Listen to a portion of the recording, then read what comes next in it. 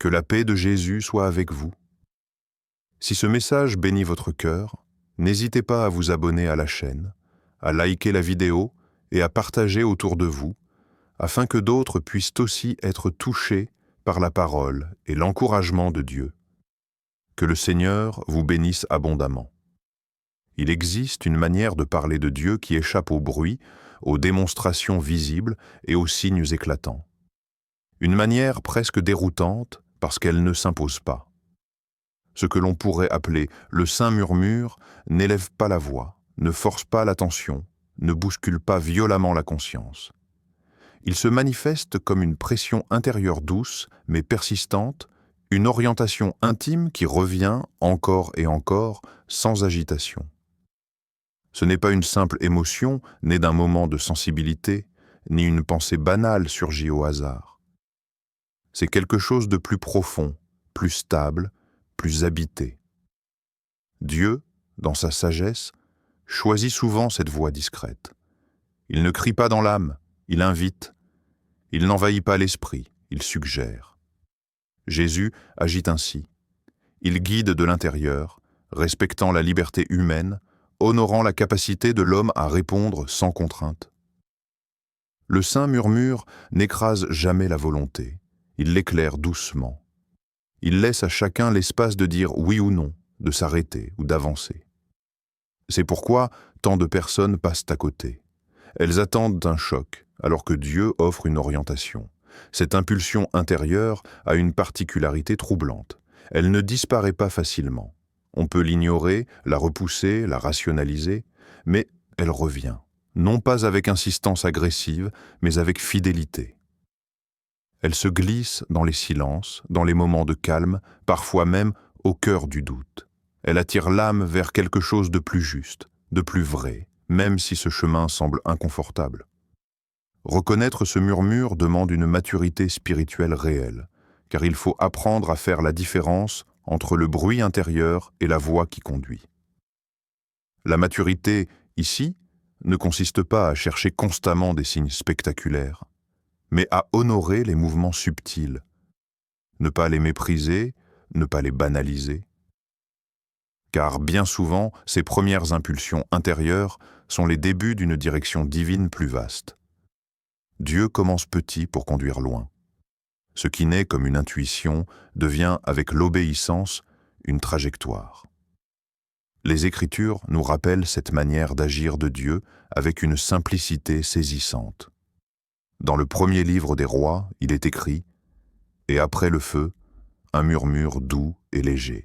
1er Roi 19:12. Ce murmure n'a rien perdu de sa force aujourd'hui. Il parle encore à ceux qui acceptent de ralentir, d'écouter et de faire confiance à cette voix intérieure qui ne crie pas, mais qui sait exactement où elle conduit. Il y a un danger silencieux dans la vie spirituelle, un glissement presque imperceptible qui ne ressemble ni à une rébellion ouverte, ni à un rejet frontal de Dieu. Ce danger s'installe doucement, à force de report, de silence consenti, de réponses différées. Le message est clair.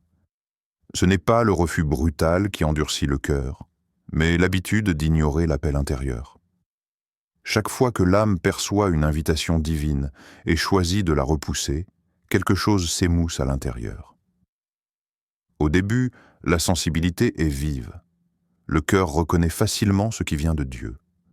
La conscience est attentive, l'esprit réceptif. Mais lorsque l'on dit « plus tard », une première fois, rien ne semble changer.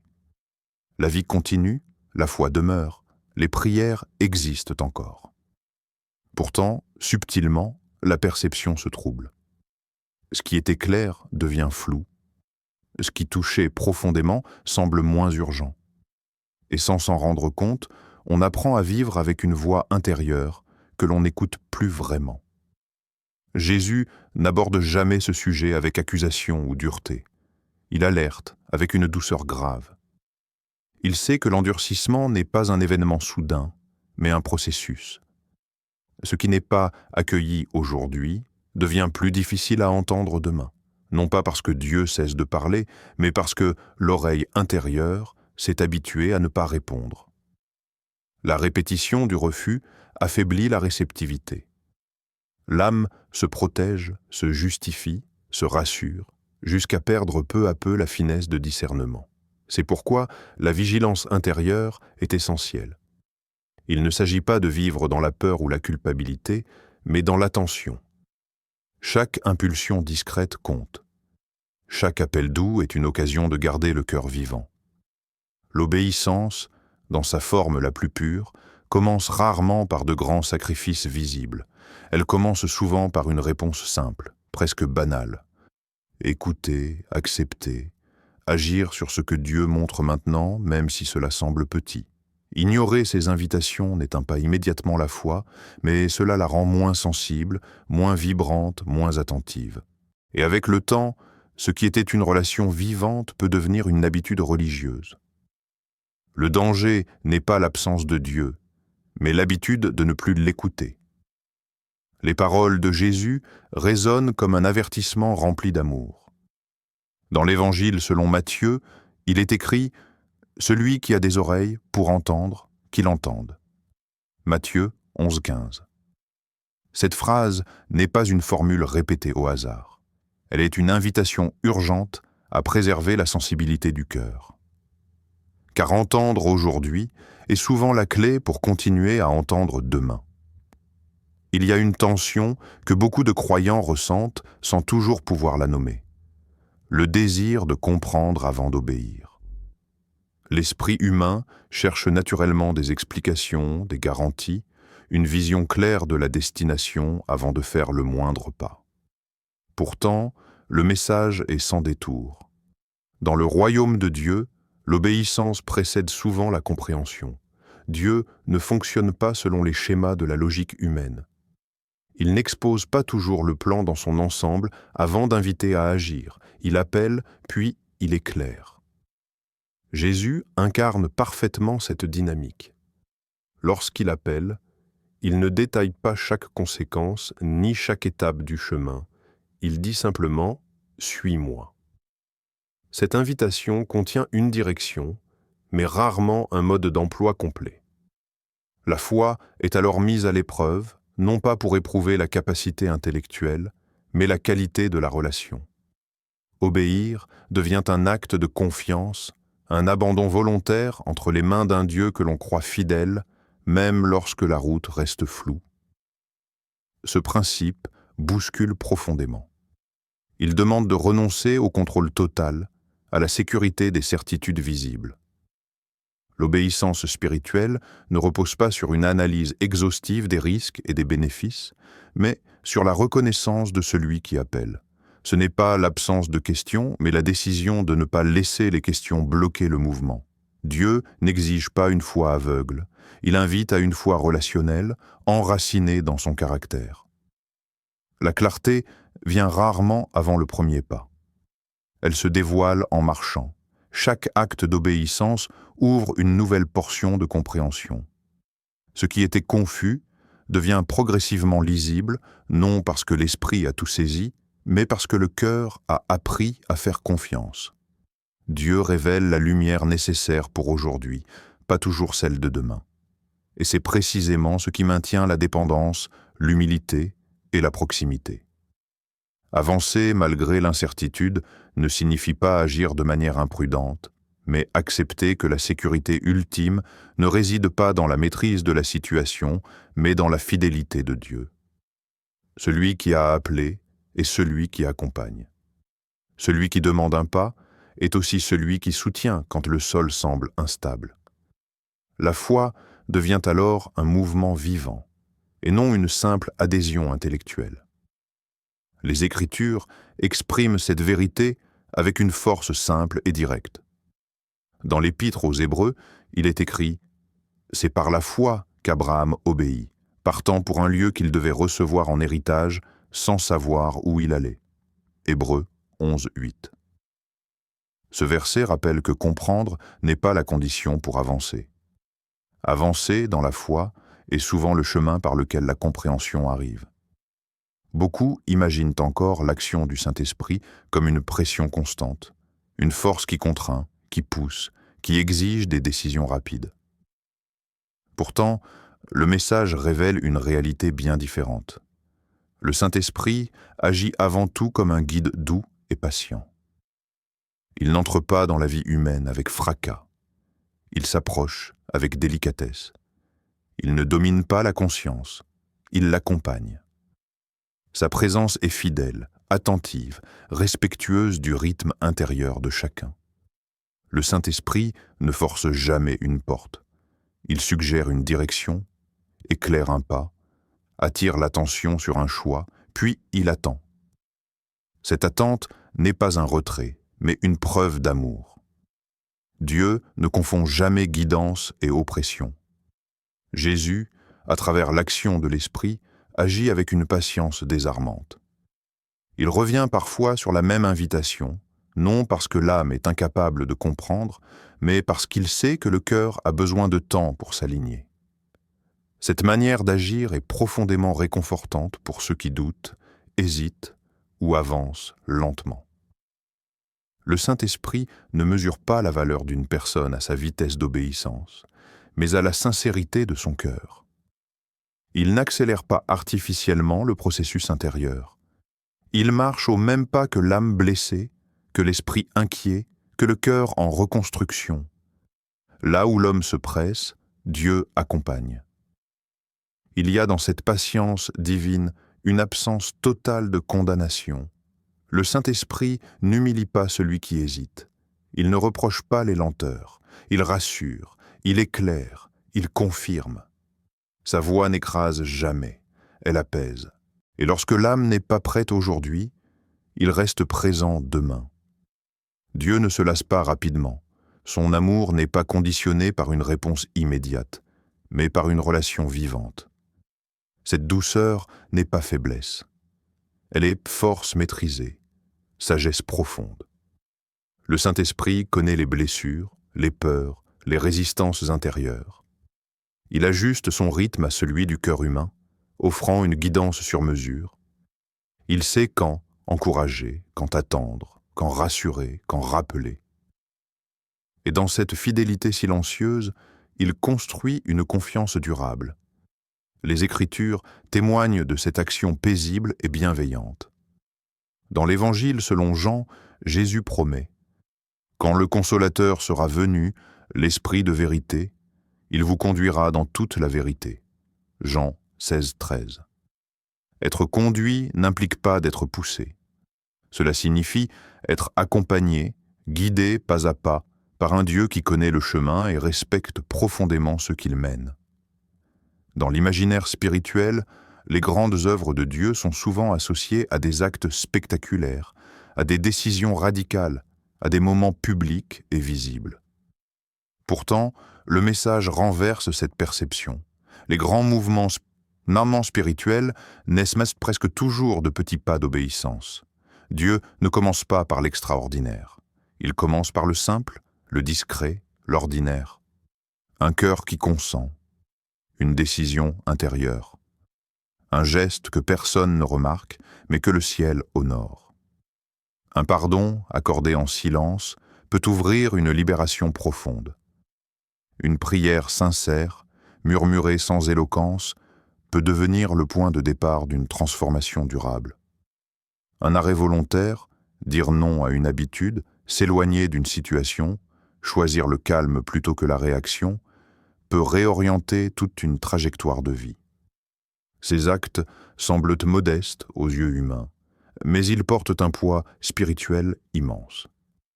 Jésus ne les minimise jamais. Il les reconnaît comme des portes d'entrée pour une œuvre plus vaste. La foi, dans cette perspective, n'est plus une accumulation d'exploits visibles, mais une fidélité quotidienne. Dieu ne cherche pas d'abord l'intensité, mais la constance. Il regarde la disposition du cœur plus que la grandeur de l'action. L'obéissance ordinaire devient alors un langage spirituel puissant. Chaque petit oui prépare le terrain pour un oui plus grand. Chaque pas fidèle élargit la capacité intérieure à recevoir davantage. Ce principe redonne espoir à ceux qui se sentent insignifiants ou spirituellement limités. Il n'est pas nécessaire d'attendre une foi parfaite ou une motivation intense pour avancer. Il suffit d'agir sur ce qui est déjà clair. Dieu ne demande pas tout d'un coup. Il demande le pas présent. Et lorsque ce pas est posé, il répond par sa présence, son soutien, et parfois par une ouverture inattendue. L'obéissance quotidienne devient ainsi un canal de bénédiction. Elle façonne le caractère, affine la sensibilité spirituelle et prépare l'âme à des responsabilités plus grandes. Ce qui semble répétitif ou banal construit en réalité une profondeur intérieure durable. Dieu agit dans la continuité bien plus que dans l'instant spectaculaire. Les paroles de Jésus mettent en lumière cette vérité avec une simplicité désarmante. Dans l'Évangile selon Luc, il est écrit « Celui qui est fidèle dans les petites choses l'est aussi dans les grandes ». Luc 16, 10. Ce verset rappelle que Dieu voit ce que le monde ignore. Les petits pas d'obéissance ne sont jamais perdus. Ils déclenchent, dans le silence, des mouvements spirituels qui portent du fruit bien au-delà de ce que l'on peut imaginer. Au cœur de la relation entre Dieu et l'homme se trouve une vérité souvent négligée. Dieu respecte profondément la liberté humaine. Il ne contraint jamais la volonté, ne manipule pas les choix, n'impose pas sa présence par la force. Il appelle, il invite, puis il attend. Cette attente n'est ni une indifférence, ni une passivité, mais l'expression la plus pure de l'amour. Car un amour authentique ne se prouve que dans la liberté de la réponse. Jésus agit toujours ainsi. Il ne cherche pas des décisions extorquées par la peur ou la pression spirituelle. Il observe le cœur.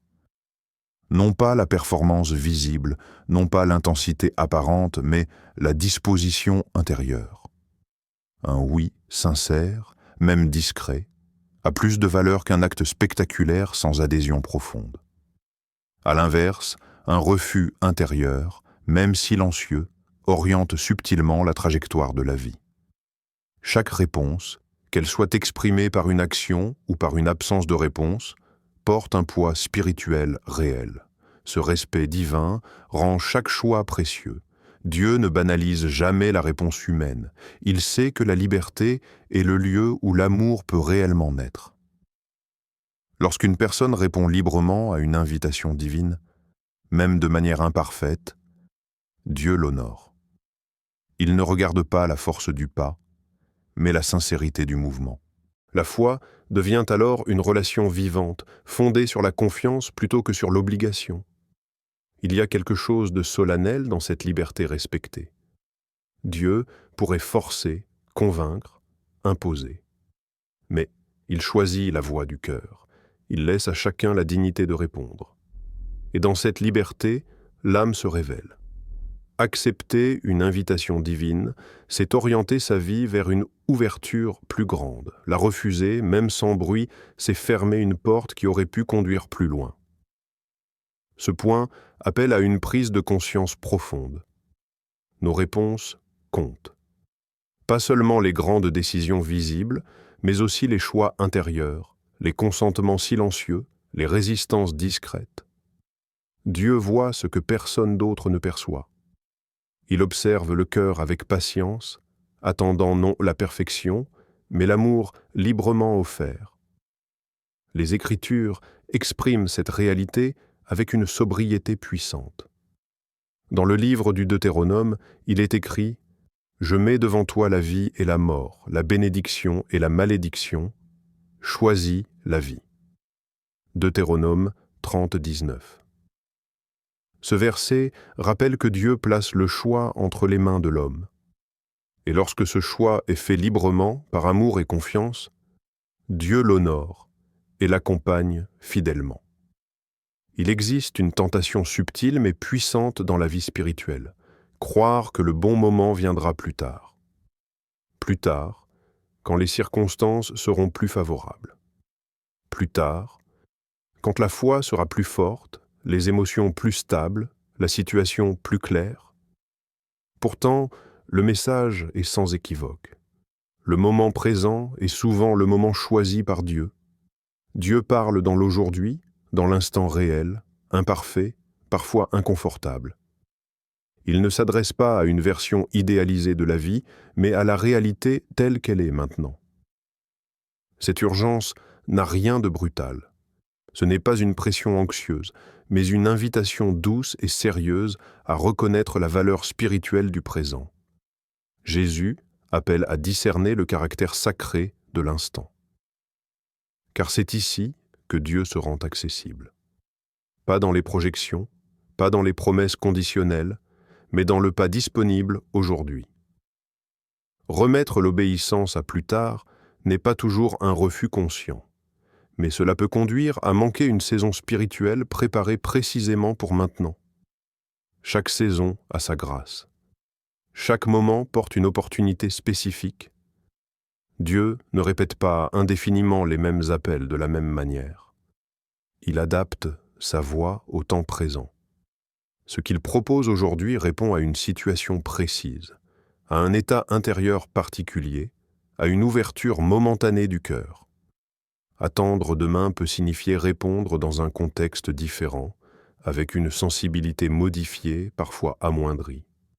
Le présent est le lieu où la rencontre est la plus vivante. Jésus invite constamment à cette conscience du maintenant. Il ne nie pas l'avenir, mais il refuse que l'avenir devienne un refuge pour l'inaction. La foi authentique ne vit pas dans l'anticipation passive, mais dans l'engagement présent. Répondre aujourd'hui, même de manière imparfaite, ouvre des portes que demain ne garantit pas. L'obéissance immédiate libère un mouvement, déclenche une dynamique, aligne le cœur avec l'œuvre que Dieu est déjà en train d'accomplir. L'instant devient alors plus qu'un simple moment dans le temps. Il devient un espace de visitation divine. Un lieu où Dieu parle, agit, transforme. Négliger cet instant, c'est parfois passer à côté de ce que Dieu voulait accomplir maintenant, ici, dans ce contexte précis. Honorer le présent, c'est honorer la manière dont Dieu choisit de se révéler. Les Écritures rappellent avec force cette vérité essentielle. Dans la deuxième lettre aux Corinthiens, Paul écrit « Voici maintenant le temps favorable, voici maintenant le jour du salut. » 2 Corinthiens 6, 2. Ce verset ne laisse aucune ambiguïté. Le maintenant n'est pas un simple passage. Il est souvent l'invitation même de Dieu. Seigneur Jésus, merci pour ta voix douce qui murmure à notre esprit et nous appelle sans jamais nous contraindre. Apprends-nous à discerner tes invitations intérieures et à ne pas laisser la peur ou l'attente endurcir nos cœurs. Donne-nous un esprit attentif, humble et obéissant, capable de te faire confiance même sans tout comprendre. Que chaque petit pas posé vers toi ouvre un chemin de paix, de lumière et d'alignement avec ta volonté parfaite. Amen. Que la paix et la grâce du Seigneur Jésus reposent sur chacun de vous. Si ce message a parlé à votre cœur, abonnez-vous à la chaîne, partagez cette vidéo et laissez un commentaire afin que la parole de Dieu continue de toucher d'autres vies à travers ce message. Que Dieu vous accompagne et vous bénisse. À très bientôt.